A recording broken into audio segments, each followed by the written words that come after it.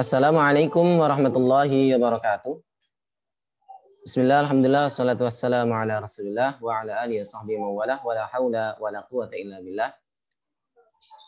Selamat datang semuanya di perkuliahan pengantar hukum Islam Fakultas Syariah Institut Agama Islam Negeri Syekh Nurjati Cirebon di jurusan Hukum Keluarga atau Al-Ahwal Asy-Syakhsiyah. Pada kesempatan pertemuan kali ini kita masuk pada pertemuan yang pertama, yaitu membahas tentang pokok-pokok atau pengantar awal mata kuliah ini, hal-hal yang terkait dengan definisi-definisi awal, kemudian pengertian apa itu hukum Islam, kemudian apa objek serta ruang lingkup hukum Islam, apa tujuan mempelajari mata kuliah ini, dan apa tujuan kita belajar hukum Islam, serta memaparkan sejumlah istilah-istilah yang relevan atau yang terkait dengan hukum Islam. Baiklah, kita mulai perkuliahan ini, perkuliahan tentang pengantar hukum Islam dengan baca basmalah. Bismillahirrahmanirrahim. Baiklah, para mahasiswa yang berbahagia, para pemirsa channel Kang Masyhari, kita akan membahas terlebih dahulu yang pertama, yaitu apa itu hukum Islam. Hukum Islam, ya, pengantar hukum Islam. Terdiri dari 3 kata. Pengantar berarti di sini semacam gerbang. Perkuliahan atau mata kuliah pengantar hukum Islam berarti semacam gerbang awal untuk masuk pada isi tentang hukum Islam, sehingga nanti diketengahkan berbagai macam pembahasan awal terkait dengan hukum Islam itu sendiri. Lantas apa itu yang dimaksud dengan hukum Islam? Hukum Islam terdiri dari 2 kata, hukum dan Islam. Hukum itu dari bahasa Arab hakama yahkumu, itu secara bahasa berarti menguatkan atau mengukuhkan. Berarti hakamtu al-habla, hakamtu al-ribato, saya mengukuhkan, menguatkan ikatan. Sehingga secara bahasa bisa diambil kesimpulan bahwasanya hukum itu sifatnya kuat dan pasti, gitu ya, mengkokoh, begitu. Oleh karena itu aturan-aturan juga bagian dari hukum. Kemudian secara istilah, hukum itu di dalam bahasa Arab itu ya hakama yahkum itu mengadili, gitu ya. Tetapi dalam bahasa Arab ternyata istilah yang digunakan itu al-qadha atau peradilan, gitu ya. Al-mahkamah itu tempat yang dipakai untuk peradilan, gitu ya. Sementara hukum itu adalah hukum. Hukum itu status suatu suatu hal, gitu ya. Hukum Islam berarti hukum yang berkaitan dengan Islam, begitu ya. Dalam tradisi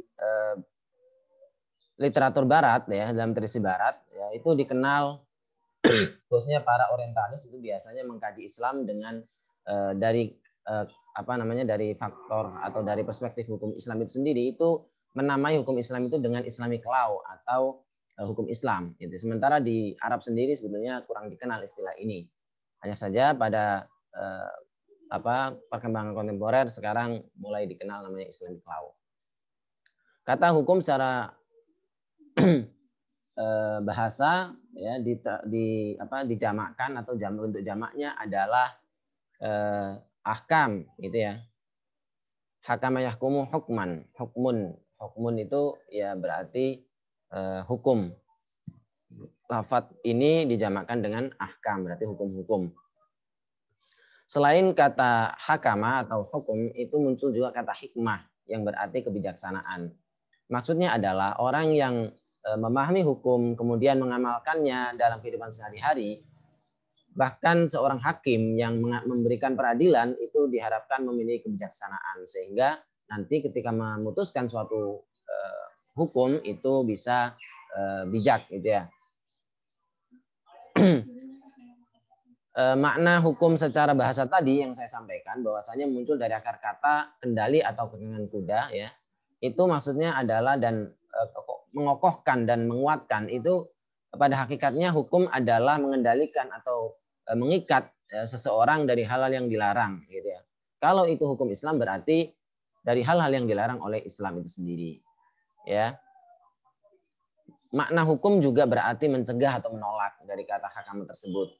Mencegah ketidakadilan, mencegah kezaliman, mencegah penganiayaan, ya, dan mencegah madarat atau mafsadat atau kerusakan yang lainnya. Sementara Muhammad Daud Ali mengatakan bahwasanya hukum itu berasal dari lafaz bahasa Arab yang artinya itu norma, kaidah, ukuran, tolak ukur, pedoman yang digunakan untuk menilai, melihat atau menjadi parameter untuk mengukur tingkah laku manusia dengan lingkungan sekitarnya. Jadi alat ukur itu hukum itu.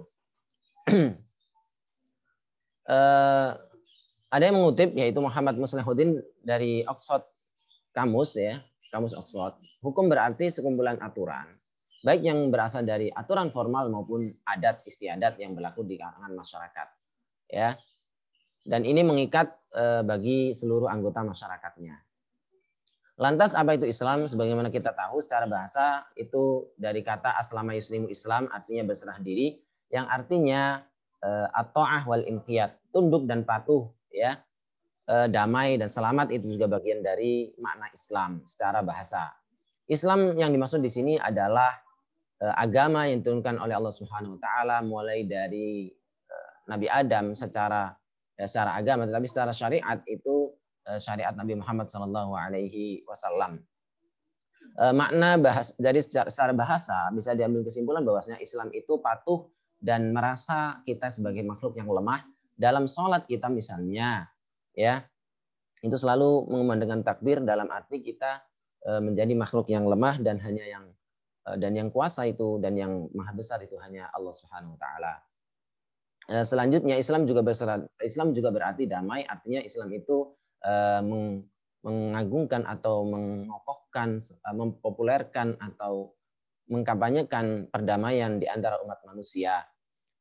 Di mana ini dalam satu hadis Rasulullah SAW pernah bersabda, al-muslimu, seorang muslim itu man salimal muslimuna min lisanihi wa yadihi. Seorang muslim itu yang bisa selamat ya, bisa menjamin keselamatan orang lain dari lidah dan tangannya. Maksudnya dia menghindari apapun bentuk perbuatan yang dapat mencelakai orang lain. Sebaliknya, seorang yang muslim itu berarti menjadi pendamai di antara umat manusia lintas agama apapun, tak peduli apapun agamanya. Artinya Islam itu memberi pesan perdamaian. Wa ma arsalnaka illa rahmatan lil alamin. Bahwasanya Rasulullah SAW itu tidaklah diutus oleh Allah SWT kecuali sebagai rahmat bagi seluruh alam. Para mahasiswa, para pemirsa yang dimuliakan Allah Subhanahu wa taala, lantas apa demikian itu terkait dengan pengertian hukum Islam dan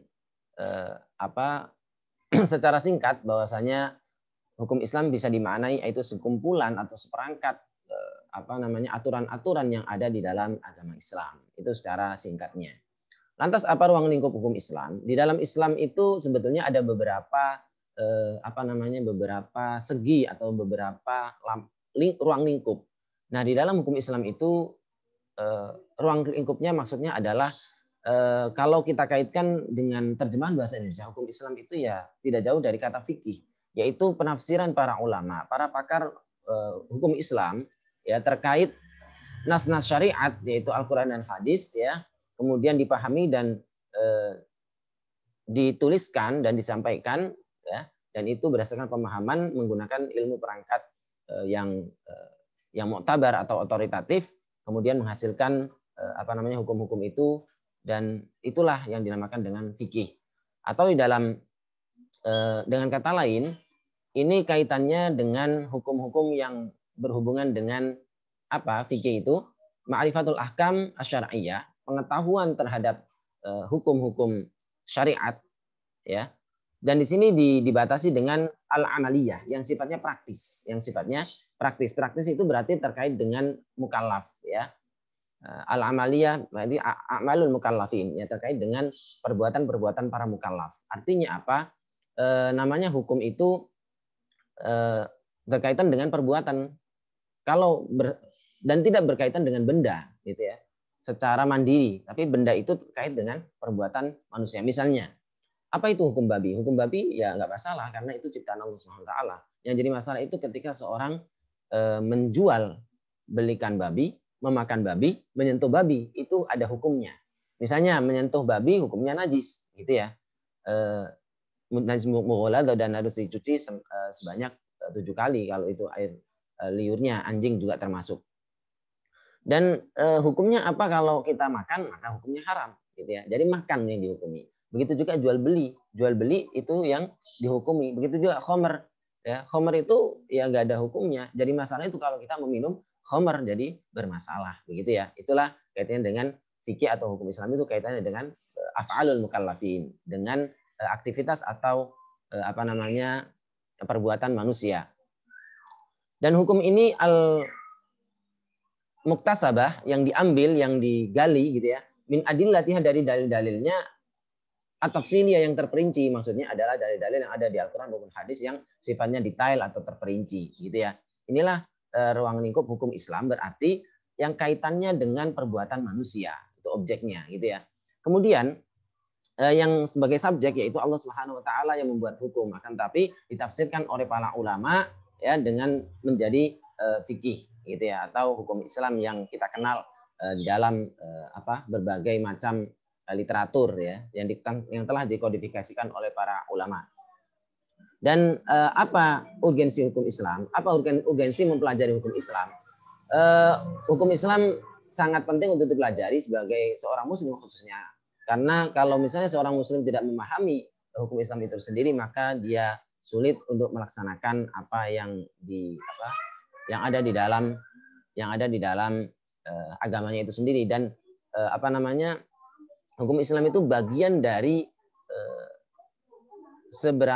beberapa persen ya, daripada Islam itu sendiri.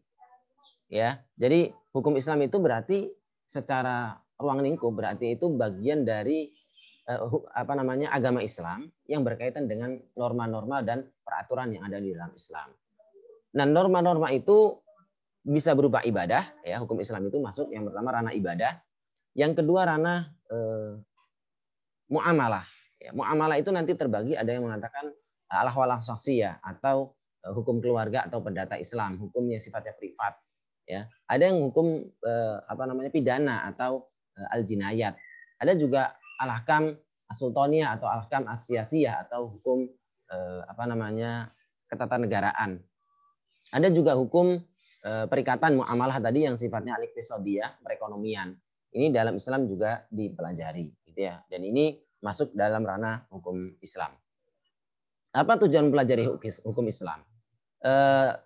Yang pertama, tujuan mempelajari hukum Islam adalah supaya kita khususnya mempelajari pengantar hukum Islam ini supaya kita karena sebagai gerbang, berarti kalau kita mau masuki pada suatu rumah atau suatu gedung, maka kita harus melewati suatu gerbang, dan gerbang itu adalah pengantar hukum Islam. Kita akan mengenal beberapa istilah-istilah, mengenal beberapa ruang lingkup, mengenal beberapa ruang yang ada di dalam hukum Islam itu sendiri yang nantinya kita akan pelajari di perkuliahan di semester berikutnya. Lantas apa tujuan berikutnya?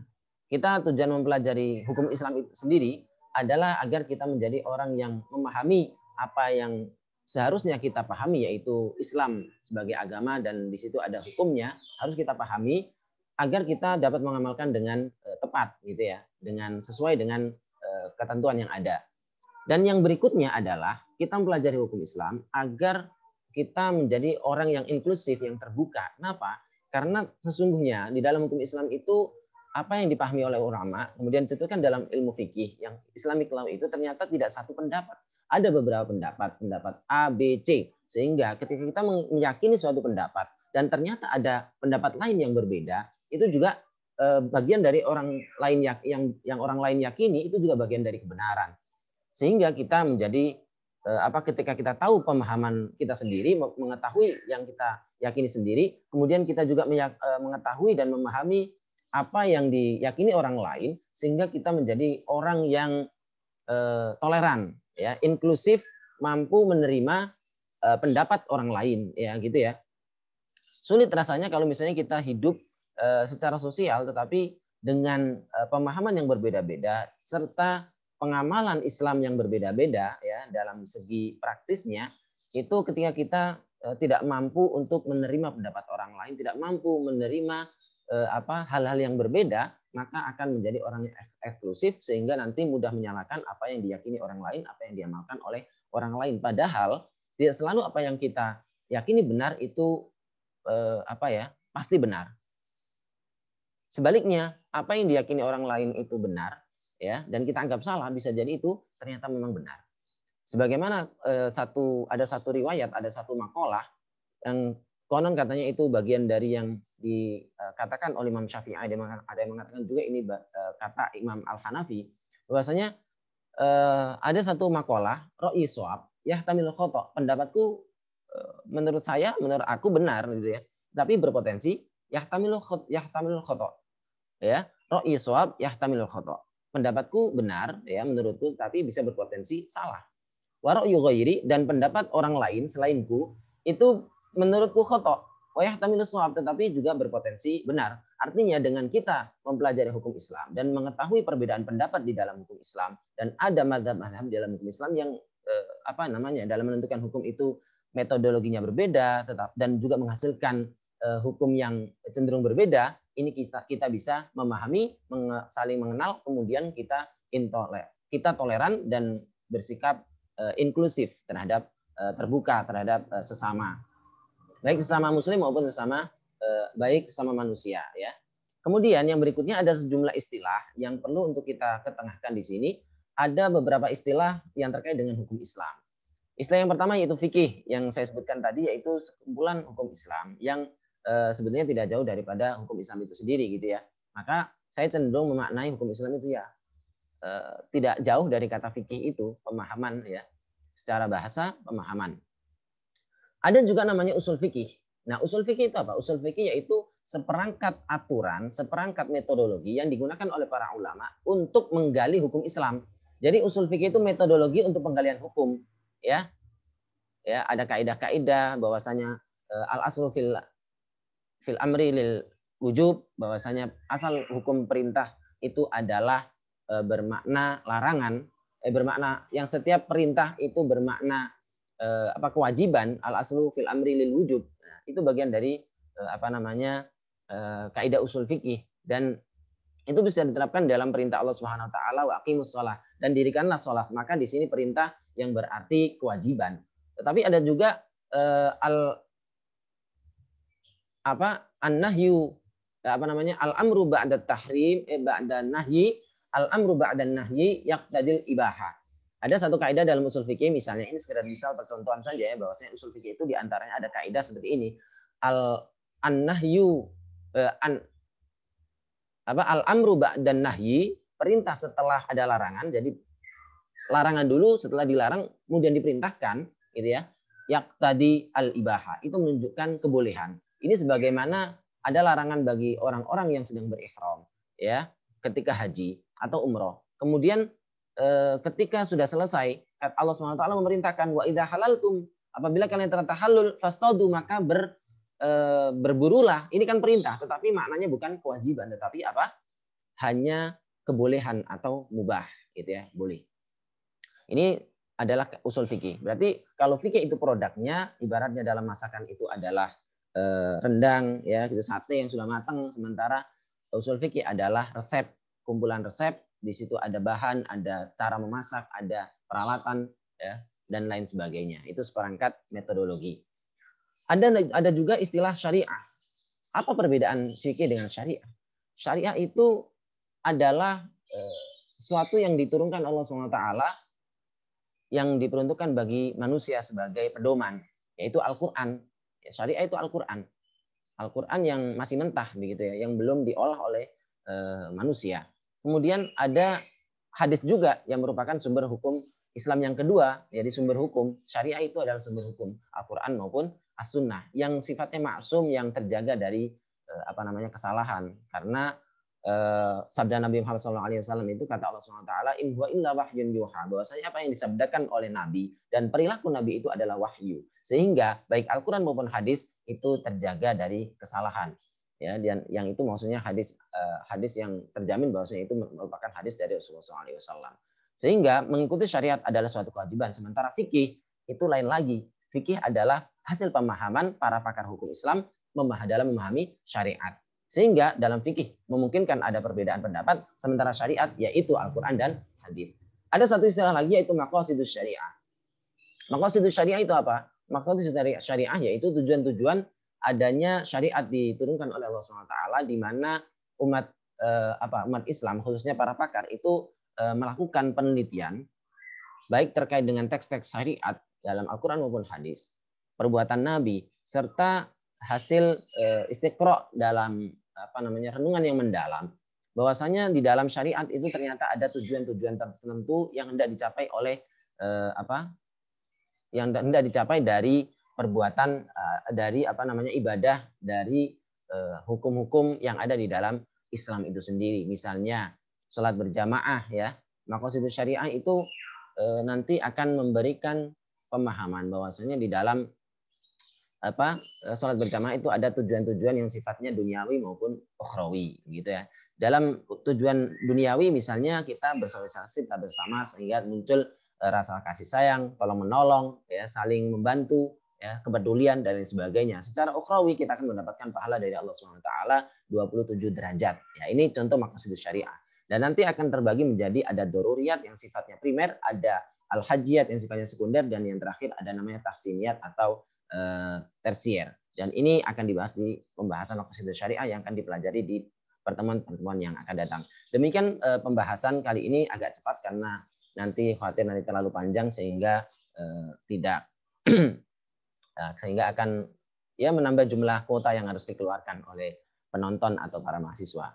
Demikian dari saya, sekedar pemantik, sekedar pembukaan. Mudah-mudahan nanti kita bisa lanjutkan dalam sesi diskusi yang lebih mendalam, dan silakan di komen bila ada yang kurang atau yang salah dalam pemaparan saya di kolom komentar di channel YouTube ini. Dan jangan lupa tonton sampai habis, like, subscribe, dan share. Demikian dari saya, mudah-mudahan bermanfaat. Kita tutup dengan baca alhamdulillahirabbil alamin. Subhanakallahumma bihamdika asyhadu an la ilaha illa anta astaghfiruka wa atubu ilaik. Allahumma faqihna fid din wa 'allimna ta'wil. Wallahu muwaffiq ila aqwamit thoriq. Wassalamualaikum warahmatullahi wabarakatuh.